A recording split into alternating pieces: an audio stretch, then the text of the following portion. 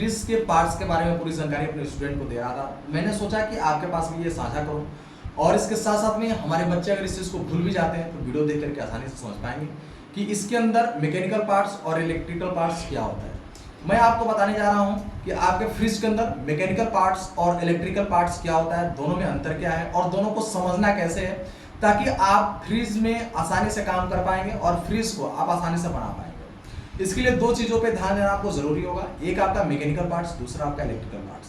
यानी mechanical parts के अंदर क्या क्या होता है और कैसे कार्य करता है। दूसरी बात मैं आपको बता दूं, बहुत जल्द यानी कल या परसों के वीडियो में मैं आपके पास जो साझा करूंगा ये पूरा रेफ्रिजरेशन साइकिल क्या होता है, रेफ्रिजरेशन साइकिल वर्क कैसे करता है, उसका पूरा प्रॉपर वे में ये हम cooling coil, compressor, condenser, filter क्या करेंगे और इसके साथ में इसका जो वायरिंग है सभी चीजों को अपने दीवार के ऊपर फिट करेंगे और उसमें भी गैस चार्ज करके मैं आपको दिखाऊंगा कि कूलिंग कैसे करता है। और दूसरी बात कि हमारे स्टूडेंट जो हैं ये चीज़ों को समझ पाएंगे कि कूलिंग कैसे करता है, उसकी पूरी कार्य प्रणाली क्या होती है। एक सिर्फ जो है जब रेफ्रिजरेशन साइकिल जब ये काम करना चालू कर देंगे तो आसानी से उस चीज़ को समझ पाएंगे। अगर आप भी चाहते हैं कि वो वीडियो आपके पास में जाए तो आप हमारे चैनल को अगर सब्सक्राइब करके नहीं रखे हैं तो जरूर करके रखिए, ताकि आप भी गैस चार्जिंग और उसके साथ साथ में रेफ्रिजरेशन साइकिल कैसे वर्क करता है ये सारी चीज़ें आप सीख पाएंगे। अब आइए आपको मैं बताता हूँ मैकेनिकल पार्ट्स के अंदर क्या क्या चीज़ें होती है।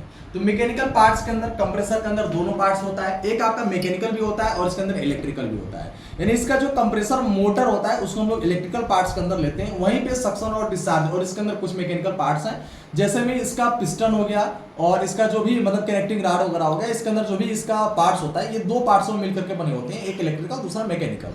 तो इसके अंदर अभी मैकेनिकल पार्ट्स आपको बता रहा हूं, तभी कंप्रेसर के बारे में बता रहा हूं। जब इलेक्ट्रिकल पार्ट्स बताऊंगा तो कंप्रेसर का मोटर का नाम जरूर जिक्र करूंगा। तो यहाँ पे आपका जो कंप्रेसर का मोटर है, यहाँ पे दो पाइपें दी गई हैं, एक आपका सक्शन, एक आपका डिस्चार्ज से आपका जो पॉइंट जुड़ता है ये आपका कंडेंसर, ये भी मैकेनिकल पार्ट्स के अंदर आता है, इसको हम लोग बोलते हैं कंडेंसर। आप लोग देखिए ये पूरा पार्ट्स आपका कंडेंसर का पार्ट्स है, ठीक है, ये पूरा आपका कंडेंसर है और इसको हम लोग बोलते हैं कंडेंसर। कंडेंसर के अंदर दो आपके सिरा होती हैं, एक आपका इनपुट दूसरा आपका आउटपुट। यहाँ पे एक सिरा के अंदर हम लोग फिल्टर को ऐड करते हैं, फिल्टर भी जो होता है ये आपका मैकेनिकल पार्ट्स के अंदर यूज किया जाता है। यानी आपको समझ में क्या आया, कंप्रेसर के साथ साथ में कंडेंसर और कंडेंसर से फिल्टर, ये सब क्या है तो मैकेनिकल पार्ट्स है। क्या है? मैकेनिकल पार्ट्स है। और इसके साथ साथ में आप लोग ध्यान देंगे एक और पार्ट जुड़ता है जिसको हम लोग बोलते हैं कैपिलरी ट्यूब। देखिए हमारे पास में जितनी भी सिस्टमें मिलेंगी सारी नई सिस्टम होंगी, क्योंकि बच्चे जो काम कर रहे हैं पुराने सिस्टम पे तो सभी लोग करते हैं, लेकिन नए सिस्टम पे जब बच्चों से काम कराया जाएगा, कैसे जोड़ना है, कैसे क्या होगा, जब बच्चा जोड़ेगा तभी जाकर के सीख पाएगा। अगर आप हमसे सीखना चाहते हैं, एसी, फ्रिज या इलेक्ट्रिकल का नॉलेज लेना चाहते हैं तो आप हमारे institute RD technical institute DM आवास के जस्ट पीछे आकर के संपर्क कर सकते हैं। बहुत कम फीस में अभी स्टार्टिंग बैच हमारा स्टार्ट हुआ है, बहुत जल्द जो है फीस ज्यादा हो जाएगा, तो आप जो है उसके पहले आकर के संपर्क कर लें और हमारे वहां अगर एडमिशन लेना चाहते हैं तो फटाफट से एडमिशन ले लें। डिस्क्रिप्शन में नंबर दिया गया है, आप कॉल करके इंक्वायरी भी कर सकते हैं। अब आइए मैं बताता हूं ये कैपिलरी ट्यूब जो होता है ये भी मैकेनिकल पार्ट्स ही है, इसको भी क्या बोलते हैं मैकेनिकल पार्ट्स के अंदर ही यूज किया जाता है कैपिलरी ट्यूब। अब मैं रेफ्रिजरेशन साइकिल जब मैं आपको बताऊंगा तो ये मैं आपको बताऊंगा कि रेफ्रिजरेशन साइकिल में कैपिलरी ट्यूब का रोल क्या है, कैसे कार्य करता है, और इसी के बाद जो इसका आउटपुट होता है वहीं से ठंडक उत्पन्न होना स्टार्ट हो जाता है। क्योंकि ये पाइप पतली होती है और पतली पाइप से मोटी पाइप में प्रेशर जाने के कारण प्रेशर हाई से लो हो जाता है, जहां पे ठंडक उत्पन्न होना स्टार्ट हो जाता है। तो वो चीजें आगे रेफ्रिजरेशन साइकिल के अंदर बताऊंगा। अभी मैं बता रहा हूं मैकेनिकल पार्ट्स। तो यहाँ पे कंडेंसर मैकेनिकल पार्ट्स के अंदर यूज किया जाता है, यहाँ पे कैपिलरी ये भी क्या है मैकेनिकल पार्ट्स का एक हिस्सा है, ठीक है, मैकेनिकल पार्ट्स का एक हिस्सा है। इसके बाद से आपका ये कूलिंग कॉइल, ये कूलिंग कॉइल जो है ये कूलिंग कॉइल भी मैकेनिकल पार्ट्स का ही हिस्सा है, और कूलिंग कॉइल से जो प्रेशर आएगा ये फिर सक्शन में चला जाएगा। इस प्रक्रिया से ये आपका जो कंप्रेसर होता है, ये जो इसका प्रेशर होता है सबसे पहले कंडेंसर में जाता है, कंडेंसर से फिल्टर में, फिल्टर से कैपिलरी में, कैपिलरी से कूलिंग कॉइल और कूलिंग कॉइल से फिर सक्शन में। यही एक पूरा जो साइकिल होता है उसी को बोलते हैं रेफ्रिजरेशन साइकिल, और यही है एक मैकेनिकल पार्ट्स। अगर इसके अंदर लीकेज आ जाता है तो इलेक्ट्रिकल पार्ट्स को कोई भी छेड़छाड़ करने की जरूरत नहीं है। अगर लीकेज के संबंधित कोई संभावना है या गैस चार्जिंग की तरफ कोई संभावना है तो उससे इलेक्ट्रिकल का कोई लेना देना नहीं है, वो सारा काम आपके मैकेनिकल पार्ट्स के अंदर ही आता है। क्लियर है आप लोग? बोलिए क्लियर है?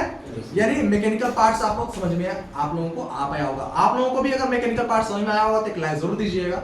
बाकी हम बताते हैं आपको इलेक्ट्रिकल पार्ट्स। इलेक्ट्रिकल पार्ट्स के अंदर फ्रीज, यानी फ्रीज में इलेक्ट्रिकल पार्ट्स का क्या रोल होता है उसके बारे में आपको बताने जा रहा हूं।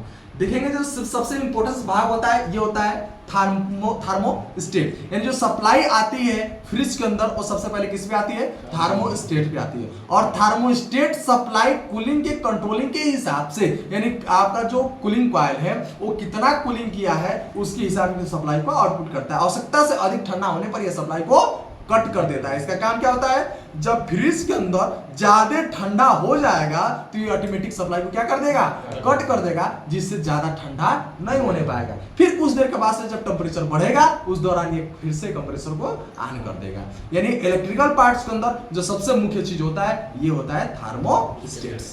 क्लियर है?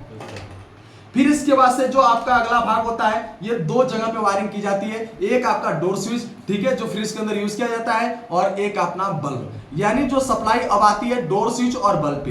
डोर स्विच का काम होता है जब फ्रिज के दरवाजा को आप जैसे खोलेंगे तो आपके फ्रिज के अंदर लाइट जल जाएगा, जो ये लाइट आपका जलता है, जल जाएगा, कोई भी सामान निकालना आप आसानी से निकाल सकते हैं। इसके अलावा इसका कोई भी काम और नहीं होता है, ठीक है। फिर आपका आता है दो और इंपॉर्टेंट पार्ट्स, एक आपका OLP, यानी इसको OLP बोलते हैं, इसको रिले बोलते हैं, यानी OLP और रिले, ये इन दोनों का कार्य बहुत मुख्य होता है कंप्रेसर को स्टार्ट करने का। अगर ये दोनों सप्लाई कंप्रेसर को नहीं देगा, कंप्रेसर सप्लाई नहीं पाएगा तो आपका कंप्रेसर चालू नहीं होगा। जब कंप्रेसर चलेगा नहीं तो कूलिंग कैसे करने वाला, करेगा कूलिंग? नहीं करेगा। जब कूलिंग ये नहीं करेगा तो उस दौरान फ्रिज का कोई मतलब नहीं रहेगा। तो वहां पे रिले और OLP कंप्रेसर को स्टार्ट करने का कार्य करता है, रिले OLP कंप्रेसर को सेफ्टी देने का कार्य करता है, ओवरलोड प्रोटेक्शन से, शॉर्ट सर्किट प्रोटेक्शन से, दो प्रोटेक्शन से आपका OLP वर्किंग करता है। और इसके साथ में जो रिले होता है ये कंप्रेसर मोटर को स्टार्ट करने का कार्य करता है। समझ पाए आप लोग? ठीक है। हमारे वहां जो भी होता है पूरी जानकारी हम लोग प्रैक्टिकल देते हैं, बच्चों को अंधेरे में रखते नहीं है, ठीक है। अदर इंस्टीट्यूट में क्या है, बहुत कुछ प्रैक्टिकल का नाम दिया जाएगा, ये नाम दिया जाएगा, लेकिन कराया कुछ नहीं जाता है। आप लोग जो है जो भी चीज सीखना चाहते हैं आप लोग आकर के हमसे संपर्क करें, आसानी से सीखें। सिर्फ और सिर्फ हमारे वहां प्रैक्टिकल चलता है, ओनली वन प्रैक्टिकल। और प्रैक्टिकल अगर थ्योरी में कुछ बच्चे नोट्स भी करते हैं तो प्रैक्टिकल में ही नोट्स करते हैं, ठीक है। आपको आए हुए कितने दिन हुए? 3 दिन से ये आ रहे हैं, बगल में इनको देखिए, ये 3 दिन से आ रहे हैं और 3 दिन से बहुत कुछ आपने सीखा। आपको क्या लगता है फ्रिज बनाना आप सीख पाएंगे? ठीक है। ये आपको आए हुए कितने दिन हो गए? आज दूसरा दिन है, देखिएगा आपको आए हुए कितने दिन हो गए? दूसरा दिन। आपको पहला दिन, ठीक है। और यहाँ पे इनको देखिए दूसरा दिन, उनको दिखाइए आपको आए हुए कितने दिन हो गए? 1 हफ्ता। 1 हफ्ता। 1 हफ्ता में आप क्या क्या चीज सीखे हैं?